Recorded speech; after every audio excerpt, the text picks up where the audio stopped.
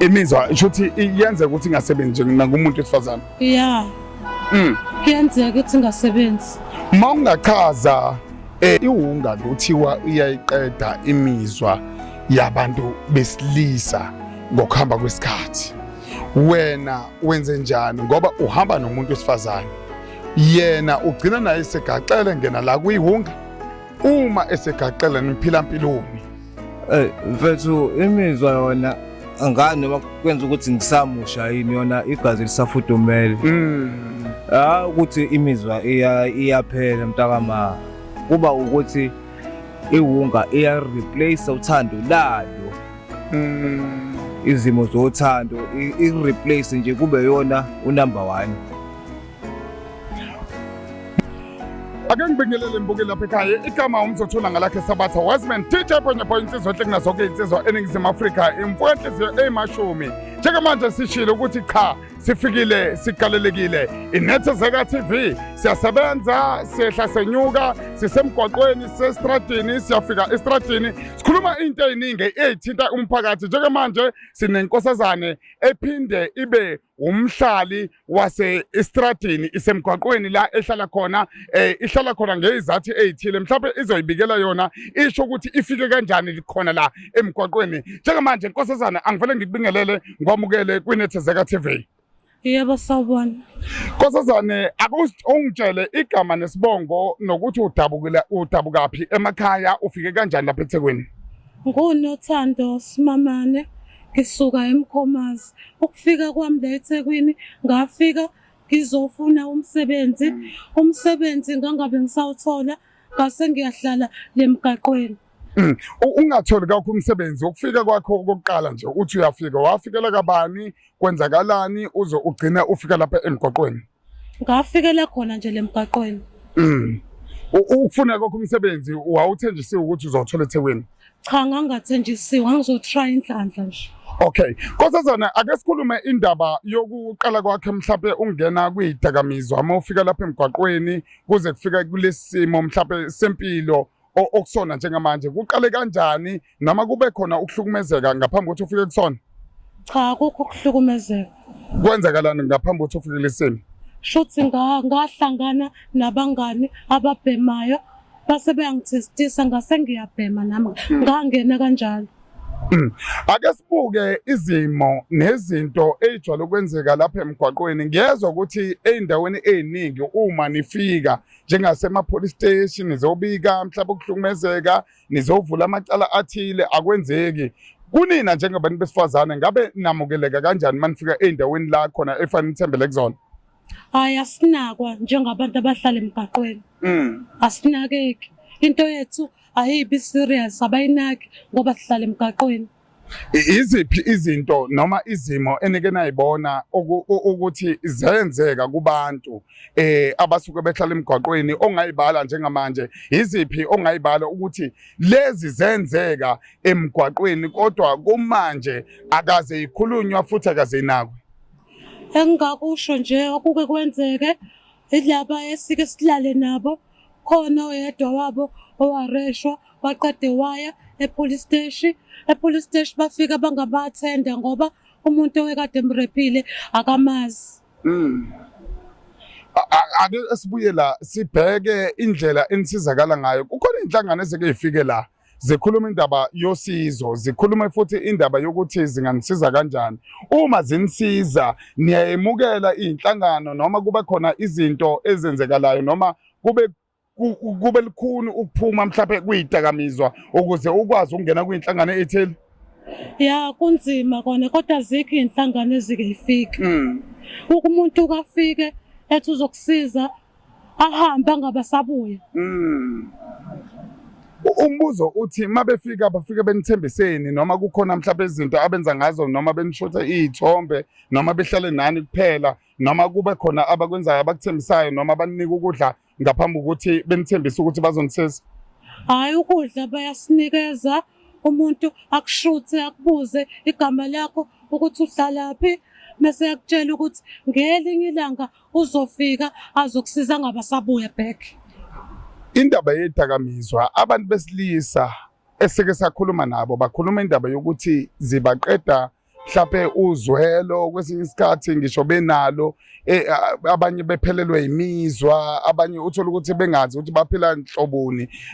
Kunina lezi dakamizwa okuyizona efike zamkhungatha lapha eThekwini, yini efike yaba inkinga kunina njengabantu besifazane emzimbeni? Uma bexoxa abantu besifazane bathi nina yini eyinkinga kakhulu? Ngabe nayo imizwa yathinteka noma uzwele nakho konke lokho abakuthintayo abesilisa kuyathinteka? Yebo, kuyenzeka. Imizwa shuthi yenza ukuthi ingasebenzi nakumuntu wesifazane. Ya. Kuyenzeka ukuthi ingasebenzi. Mawungachaza kabanzi ngendaba ke ethinta ukuthi ke wena mawudinga usizo ungakwazi ukusizakala ubuyele ekhaya. Uma ungabuyela ekhaya bake befike mhlawumbe abantu basekhaya bezokubheka. Ngifuna ucacise lapho ukuthi mangathi uyasizakala ungakwazi ukubuyela ekhaya. Mawubuyela ekhaya ungafika mhlawumbe usudlule mhlawumbe kuma rehab noma ungakwazi yini wena ukwamukela lolu sizo ekutheni ukuthi ubuyele ekhaya? Yebo, ngingakwazi ukuthi ngibuyele ekhaya, kodwa ngingakwazi ukuthi ngisizakale ukuthi ngiye kwi-rehab before ngibuyele ekhaya. Okudingayo wena kahle kahle i-rehab ngaphambi kokuthi ubuyele ekhaya? Ya, yikhona lokho engikudingayo. Mangathiwa kukhona iy'ndawo zamahhala noma iy'ndawo efanele niqale kuzona uma nizoya kuma-rehab, ungakwazi ukuthi uthi wena hhayi ngiya-athenda la njalo ngesonto, ubuyele la uhlala khona kuqale kwehla mhlawumbe kuyasonto noma kwenziwane, ngoba zikhona iy'ndawo ey'kanjalo ezinye zilapha ko-Masgrave uyazazi mhlawumbe, kodwa ungakwazi ukuyi-athenda lezo y'ndawo ukuze ugcine ubuyele esimeni sakho? Yebo, ngingakwazi, ngingajabula kakhulu, usizo ngiyalufuna. Ekhaya ushiye bani? Wabashiya kanjani? Bona yini abayilindele kuwena? Bathembeni kuwena ngoba ula ekhaya? Akuxoxe futhi nabantu basekhaya ubatshela ukuthi ubakhumbule, uma usabakhumbula ukuthi bangobani, ungathini kubona? Ngingathi ngiyabakhumbula kakhulu. Inkinga abangazi ukuthi ngimama kephi naseThekwini, ngabe sebeza mhlambe bazongifuna. Lapha eThekwini ufike kumuphi unyaka? Ngifike ngo-2014. 2014 ufike eThekwini. Umsebenzi uyaqhubeka Nkosazane, mawuqhubeka umsebenzi wokuthi uhlala la emgwaqweni nomsebenzi wokuthi nathi silwe kakhulukazi nokuthi nihlale la emgwaqweni, ukhona umntwana onaye noma abantwana osabakhumbula mhlambe ongakwazi ukudlulisa imessage kubona? Ya, bakhona bawu-4 bala eNewlands kubo kababa wabo. Abantwana bakho lapho? Ya. Masikhuluma ngalabo bantwana ungathini kubona? Ngingathi ngiyabakhumbula. Mawubakhumbula abantwana akaze bekubone ukuthi ula eThekwini noma akaze bezwe ukuthi ula eThekwini? Ngike ngiye mina kubona. Ufike kubona eNewland? Ya. Iluphi usizo abakunika lona noma kukhona indlela yokucwasa abacwasa ngayo? Cha, bangicwasi, bathi nje angizame indlela yokuthi ngiyeke ukubhema ngibuyele back. Bangakanani abantwana bakho? Owokuqala una-14, owesibili una-11, owesithathu una-7. Nkosazane, sikufisela inhlanhla kukho konke okwenzayo. Akukhulume nombukeli osekhaya ekutheni ukuthi unabantwana, unabantu ofisayo ngelinye ilanga ukuthi bekusize kulesimo okusona, ushintshe kulesimo okusona. Ngicela ukhulume nje nababukeli emakhaya ekutheni ukuthi uma kukhona ongafake isandla ukwazi ukubuyela ey'nganeni zakho zikuthande njengomama, ukhule njengomama wabantwana. Ngicela ukhulume nayo uyincancele nje usizo ekutheni ukuthi akakusize umuntu. Ngicela ukhulume naye nje ubheka ikhamera mase ukhuluma naye lo muntu. Khuluma nanomuphi umuntu ongathi engalula isandla njengamanje. Yebo, kulaba abangilalele njengamanje, ngiyacela bandla mekukhona ongakwazi ukuthi angisize kuloko ebese ngikuchazile, ngiyacela kakhulu ukuthi ngisizakale, ngibuyele ekhaya ey'nganeni zami. Umayelana ne-rehab ukuthi ungayi-athenda futhi ungakwazi futhi ukumelana nazo zonke lezi zimo, awuchaze nje ukuthi vele ama-rehab ayabiza, siyakwazi lokho, kodwa ekugcineni nakubona abantu base-rehab awuncince bona ukhulume nabo. Mhlawumbe kungenzeka ukuthi nabo bethola uxhaso othile kuhulumeni ukuze uma besize wena ukuze nabo bekwazi ukuthi bethuthuke ngaleso simo. Awukhulume nabantu base-rehab. Yebo, ngiyacela bandle kunina abantu base-rehab usizo kakhulu. Anginawo amandla e-rehab le ekhokhelwayo. Kule yamahhala bandla, siyacela ukuthi ningixhase, ningisize, ngiphume kule nkinga enginayo yedakamizwa.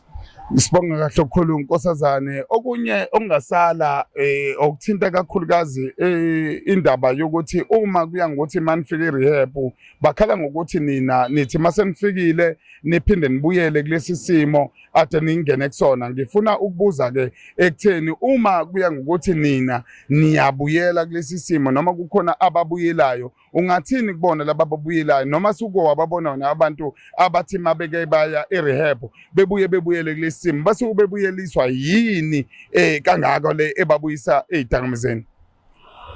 Shothi ngingathi laba abasuke sebeyile e-rehab beyozama ukuthi basizakale baphume kule nkinga, shuthi enhlizweni nasemqondweni bengokwey'lungiselela ukuthi ufuna ukuphuma, uthando belingokobi khona, shuthi bekade ephoqelekile ngoba uma ungabe ukule simo usufisa ukuthi ufuna ukusizakala, uhambe usizakale uphinde futhi ubuye back, akukho right lokho. Nkosazane, sibonga kahle kakhulu ngesikhathi sakho. Lokho ngamazi aqinile, wena uthi wena ngeke ubuye kodwa uma kuya ngokuthi uyangena kwi-rehab. Hhayi, ngeke ngize ngibuye, abantu abafani ukuthi mina sengiyazazi ukuthi ngifunani. Kunjalo mbukeli lapha ekhaya, ngoba sesibongele kwinkosazane, sibonga izinto ekanje, amava amnandi. Yazi abantu abasuke behleli emgwaqeni, abanye abantu abababheki bezwe uvo labo. Into ebalekile uvo lomuntu mase sikhuluma into ekuyiyona yona. Njengamanje thina sithatha into ekuyiyona yona ngoba sikhuluma nabo ngqo. Okubalekile yikho lokhu ukuthi wena ungasubscribe njengamanje uthi Nethezeka TV, ungene kuFacebook uthi Nethezeka TV, utshele nomunye osekhaya ukuthi akangene ethi Nethezeka TV. Igama lami ngingumzothule Shembe. Makuye ngokuthi ufuna ukufaka usizo noma uxhaso, ithi kwahlala unethezeke @gmail.com. La uzothola khona imo wakho DJ Ponyaponya. Insizwa zonke insizwa eNingizimu Afrika ziyakhala manje